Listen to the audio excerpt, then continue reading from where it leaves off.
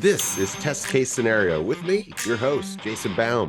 This podcast is the definitive hub for knowledge and stories in the software testing and development communities. If you're new to the channel, hit the subscribe button and let's dive straight into the episode.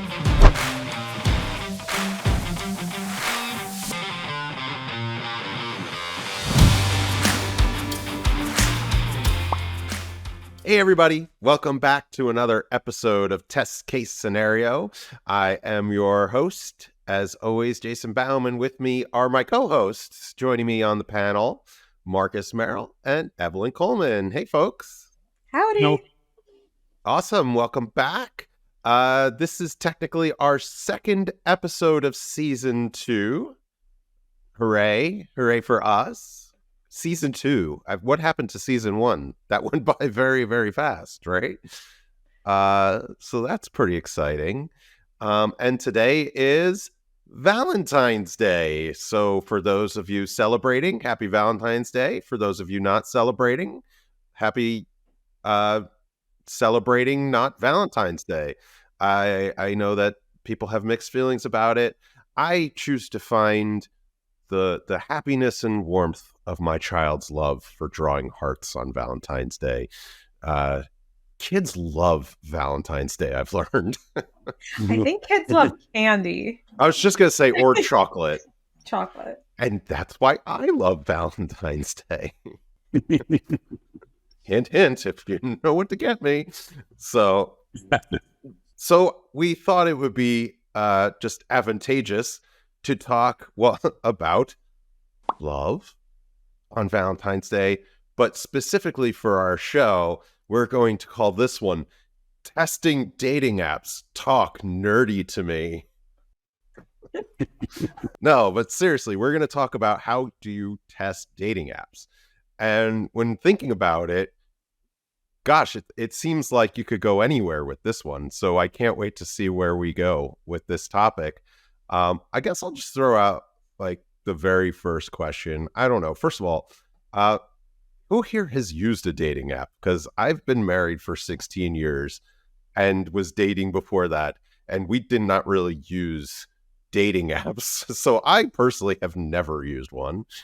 I think it's just me on the panel. And full disclosure to our listeners, we're going to be talking in theory about how we would test dating apps, given my experience and given Marcus's experience and Jason's experience.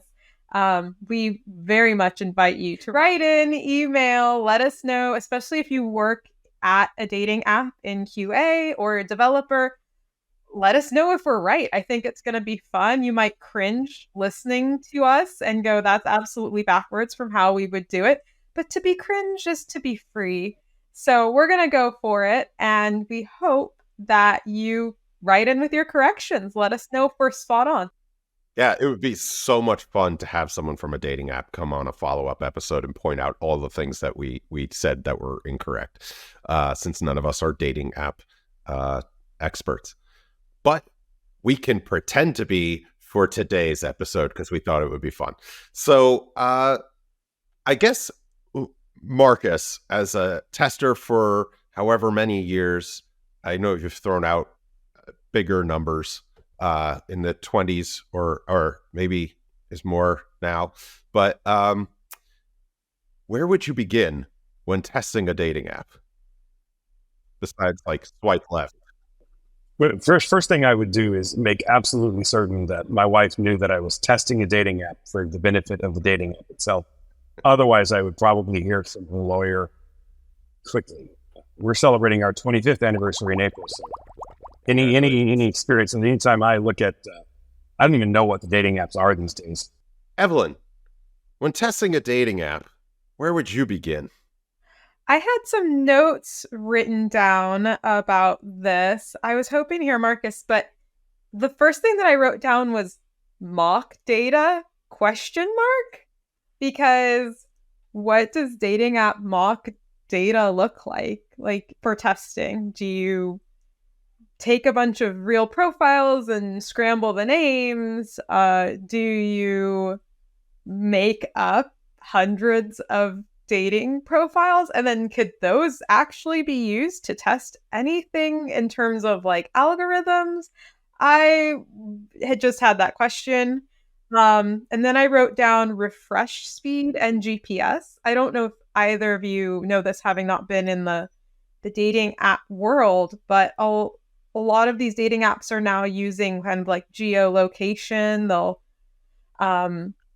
They can point you to people who are nearby. So that might be important, along with the refresh rate if people are moving around. I know we've all heard stories of people turning on their dating apps when like the Olympics are in town and that sort of thing.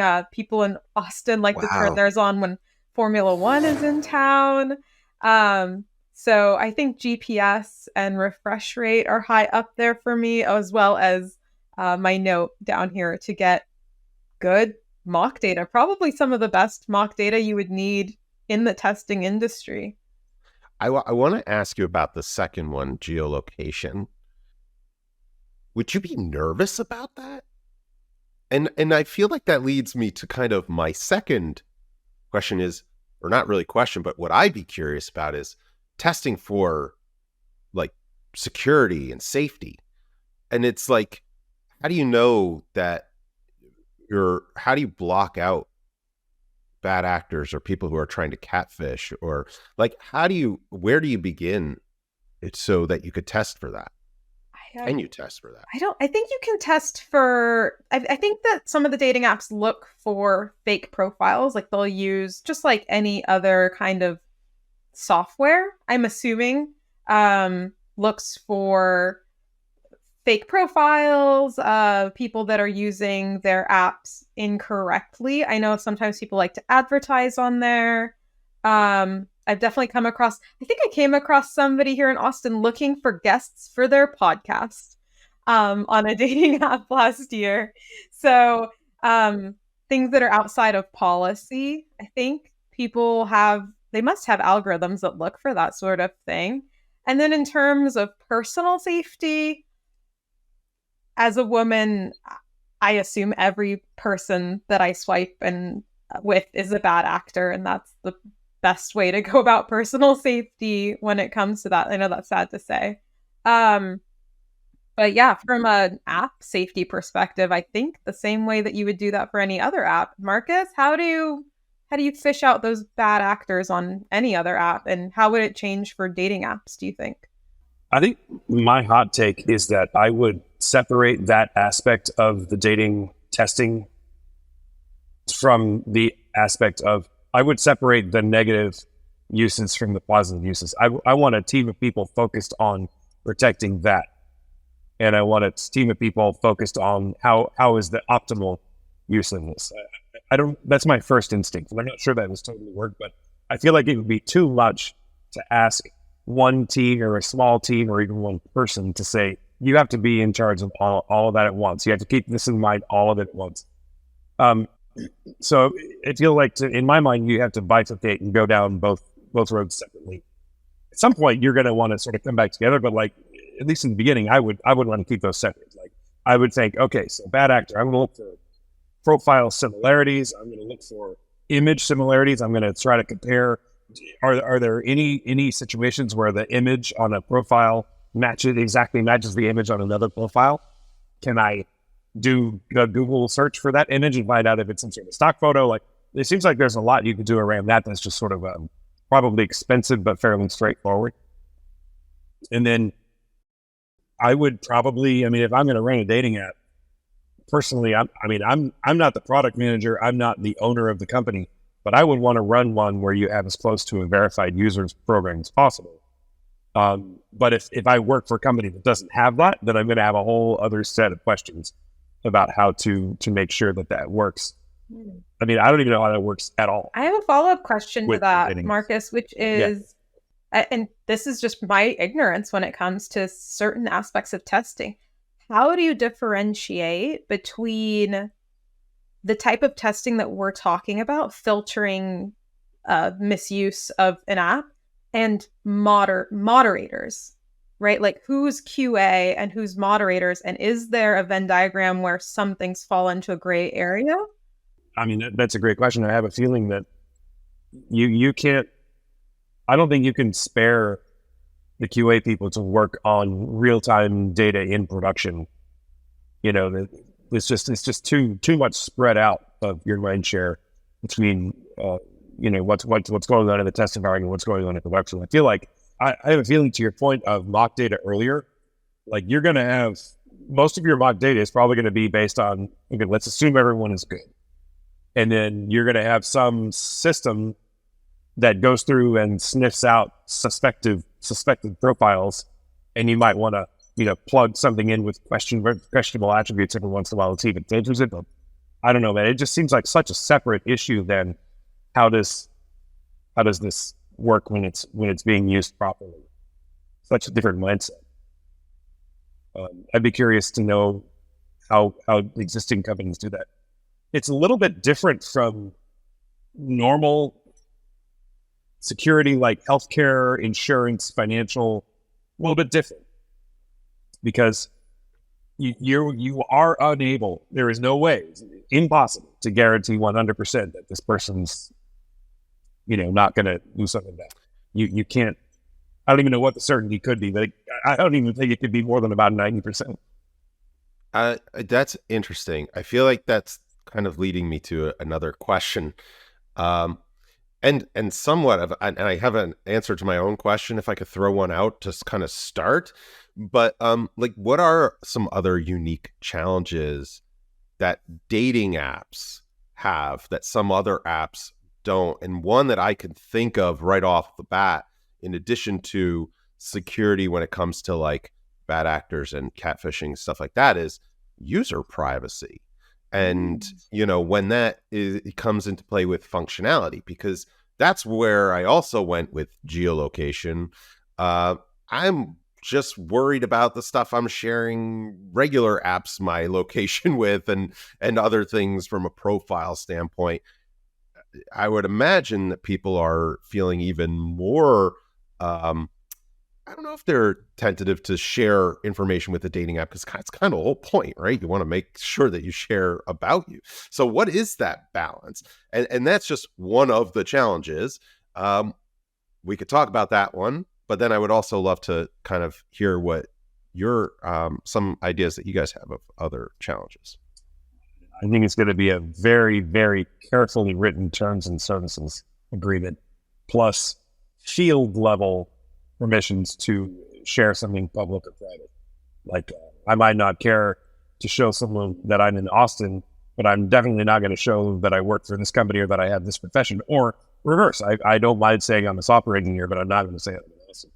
So it feels like you're going to need to, some of the onus is going to have to be on the user, but you are going to be liable in some cases if something goes really sideways. I think it's the same. I think a security expert, like if somebody was like really into security, especially online, they would probably have the same attitude towards dating apps as a professional dog trainer might have about dog parks, right? Like absolutely never under any circumstances would they use a dating app, probably, if they were like, say, somebody who's really, really, really deep into security. We all have those friends.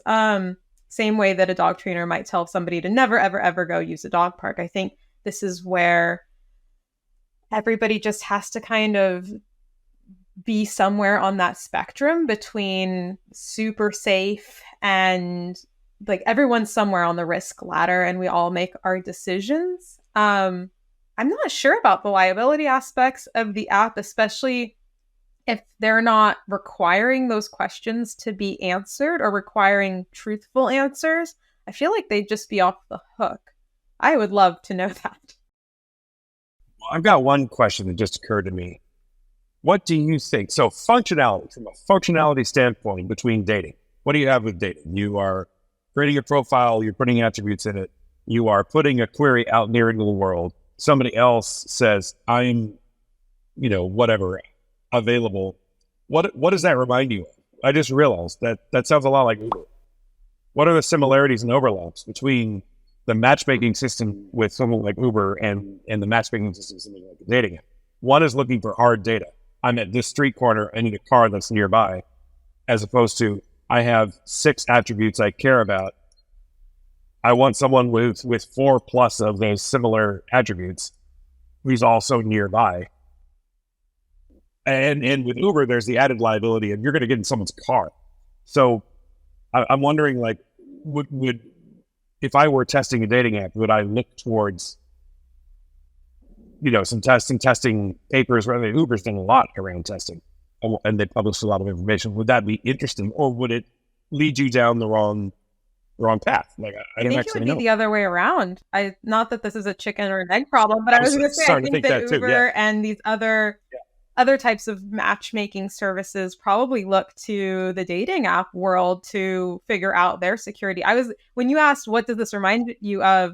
The first function that came to mind for me was actually like a marketplace app, right? Like the same thing, geolocating. Yeah. There's another human involved. You want something that they have. They have something that you want. You might have to meet them in public somewhere to conduct an exchange. So I wonder if there's a word for the category of these apps. It can't just be services. Not if you're involving dating apps. So there seems to be some kind of encompassing category that has a lot of the same testing conundrums that need to be solved. I wonder if there's people out there who specialize in this sort of area. I love that. I know that for all of you, Frozen fans. I am a Frozen fan. I'm a Frozen fan. I think it's interesting because when I was at RetailMeNot before, we were always interested in conversion lift. So how do we display offers on a page so that the offer that's most likely to be successful and lead to someone buying something, which gets us commission? How do we make sure that's front and center, and that they don't have to scroll very far to get it? And if over the course of the day, everyone, 60% of people click through on the third offer, but very few people click through on this first or second, then you promote the third offer back to the first.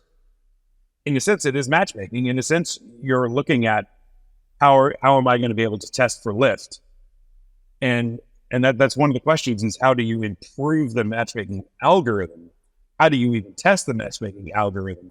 And that's where I'm kind of like, I'm not even sure you could effectively do that. Because in a retail application, you'll know within 24 hours someone bought something. You're not going to know within 24 hours whether a date was successful. I would argue that the intent for something like RetailMeNot and the intent for something like a dating app might be different. Similar.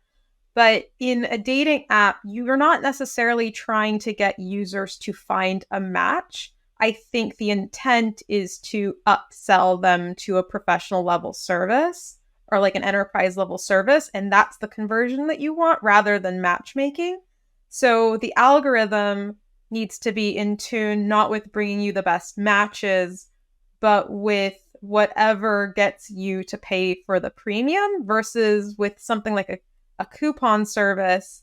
You want the customers to go through that coupon and generate revenue for those businesses so that you get the kickback.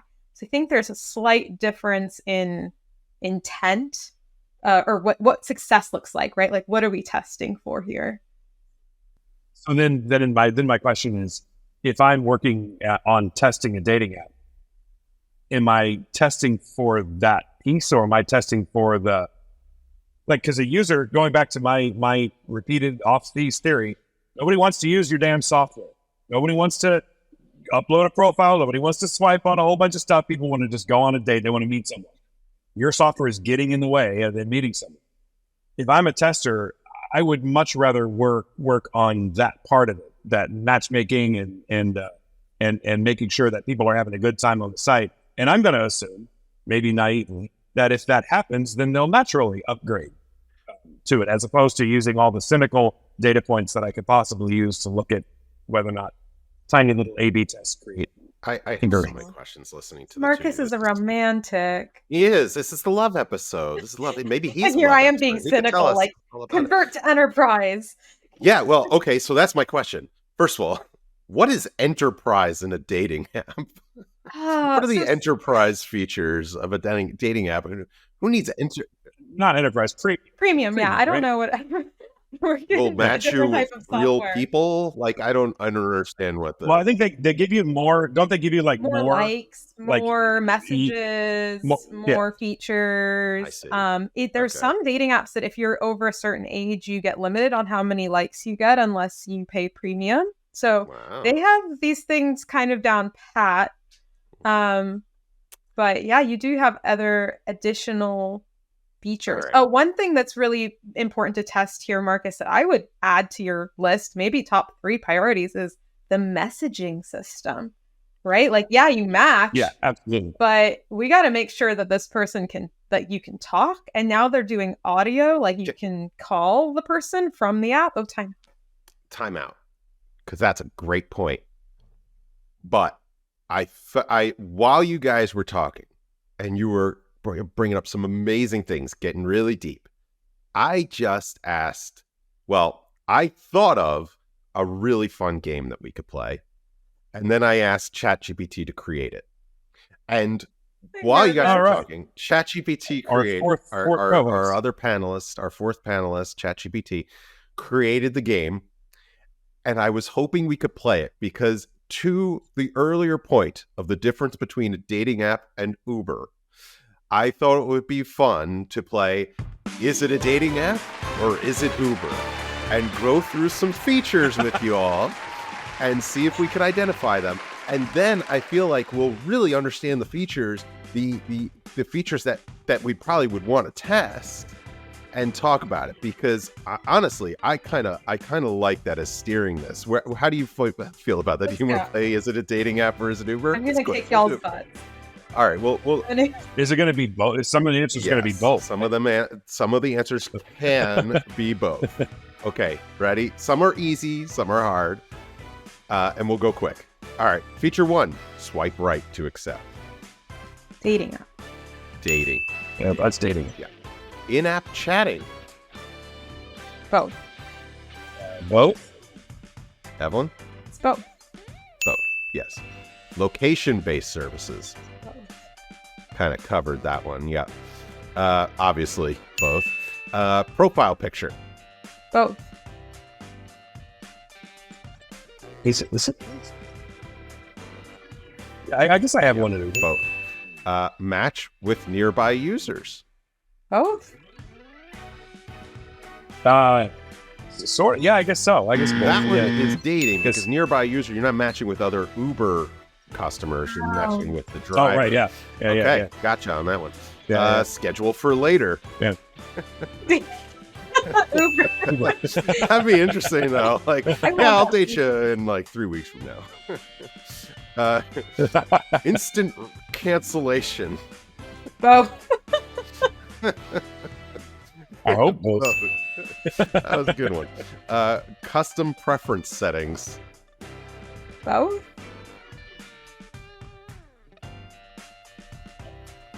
More dating. I guess Uber's It's both. It's both. And then payment integration. Oh. I assume Uber. Uber and its frictionless experience. So that was it. Yeah. That was, is it a dating app or is it Uber? And I was really surprised by how much overlap. Thought that was a really good point.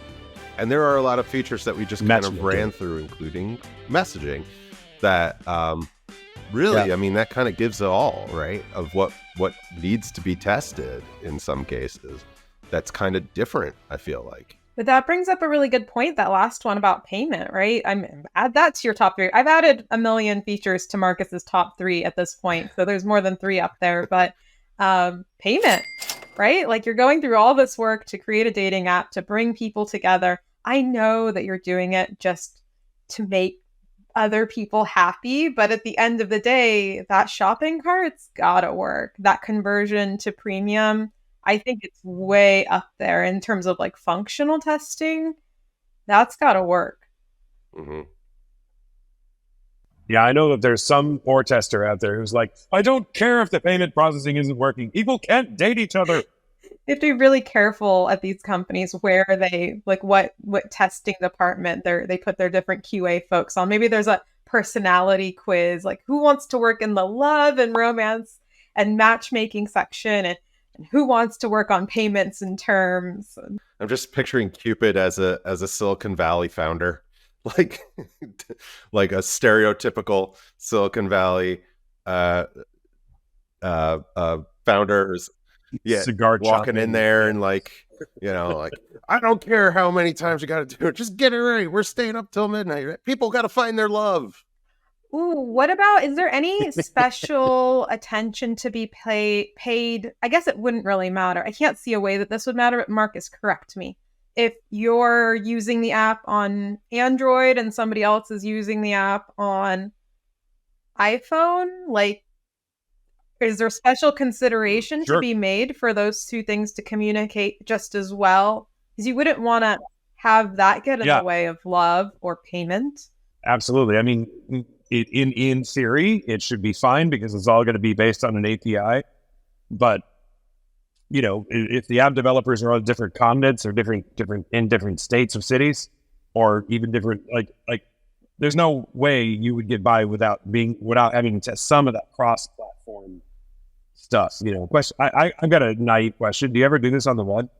I don't think I've done dating apps on the web in like a decade. But I'm sure there are people out there. But it was a thing.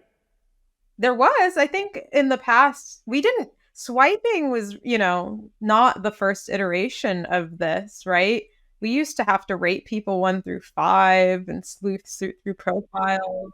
Back in my day. Sounding like an older millennial. But you used to be able to use the computer version sometimes much more reliably before they all went to apps. Can you predict romantic compatibility though? Like, is there ever an algorithm that's going to I guess the success records are pretty high, right?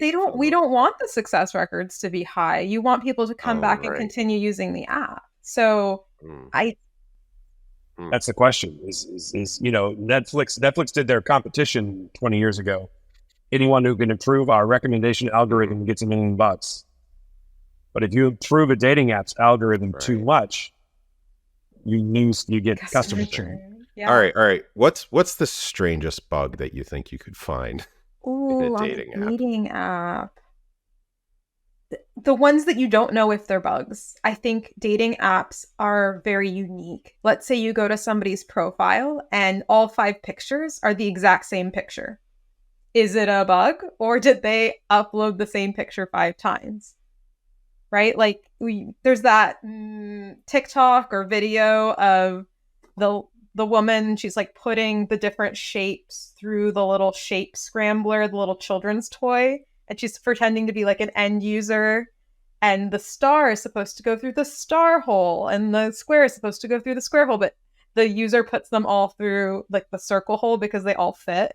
I think dating apps, in the same vein that games have this, it's almost a challenge to try to use it incorrectly. And so I think automation is going to have some of the same challenges as with games of trying to determine, was this intentional?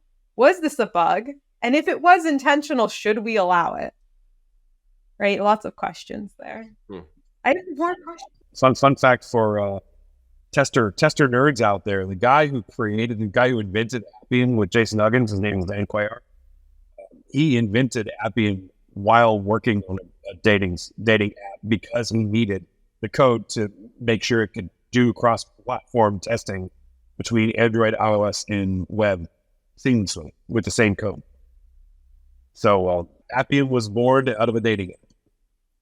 I wonder what other things. I wonder if dating apps are to applications how like NASA is to the world, where there's so many things we use every day that were originally invented for NASA. I'm wondering if like there's things on our everyday apps. Like if I want to buy tires at a tire store, where like the person who created that, at some point you can trace every technology back to somebody who built a dating app. I feel like the swipe right, swipe left, that was that right there that originated with dating apps, right? I feel like is now a version. Was it? I thought it was essentially one of those.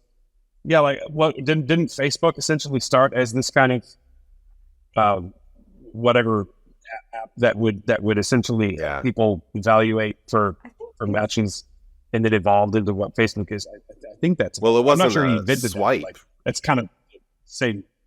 I think Yeah, the swipe I came guess from a different kind of app. feels like the same Yeah. primordial soup. I did a quick search for what Yeah. was the strangest bug in a dating app. I don't know if this is that strange, but the strangest bug reported in a dating app, usually, and this is giving a rough because it doesn't give an exact, but it's usually involving an issue with the algorithm that led to unintended matches. In this particular case, the bug caused the app to ignore user preferences and filters, resulting in users being matched with a wide and random array of other users, including matches with people far outside their age, their location, and other preferences. It's not that. I mean, Oh no, that's it's the probably most worst, though. common Oh bug. no, that's terrible. I have to meet people Yeah. who No, aren't it is. exactly It's like the me. That's worst. terrible. You'll be talking to somebody. This has happened to me. You'll be talking to somebody. You'll be getting along really well. And then you double check their profile because you have preferences on. And they're halfway across the planet. And you've already like started planning your date. Have you ever heard of a blind date? with somebody Those in are the Australia? Those are the worst. How far is it? You're not willing to go that far. For true love, for you wouldn't true go to love. Australia. I would I just feel go to Australia judged. for like the meals. I mean, back in my day, I had to walk all the way across the University of Texas. That is a long campus. way. Yeah, no, I think It's a big the campus. filters on that have gone. It depends on where you live, right? In a big Yeah. city, like I live in a city, so I think when in the past I've had preferences, they've probably been nailed down pretty low. Versus if you're living somewhere a little bit more rural, you might increase your radius, and it just might depend on the day. Or so maybe you like to travel. Maybe what you're looking for is somebody across the globe. I don't know. But when it happens as a glitch, let's not joke, there can be some very negative consequences. People's hearts are on the line, Marcus. I thought you were romantic. What I'm saying is, if you found a match, you found a match. Don't let But mileage mileage get get away. away. Yeah, long distance Yeah. relationships. I mean, that's a true thing. And with that, this has been this is an interesting episode. I love this episode so far. No, I hope you have loved it as well. I thank you for safely swiping with us. How many puns can we fit into the closing? That's what I want to try. Happy Valentine's Day, everybody. Valentine's Day. Thanks so much for spending some time of your Valentine's Day with us to learn about dating apps and testing dating apps. We thought it would be fun. We hope you did too. Maybe you learned something today. Maybe you learned about the commonalities that Uber has, for example, with dating apps. That was an interesting. I hope you played the game along with us as we were playing. And we will see you next time on Test Case Scenario. Thanks as always.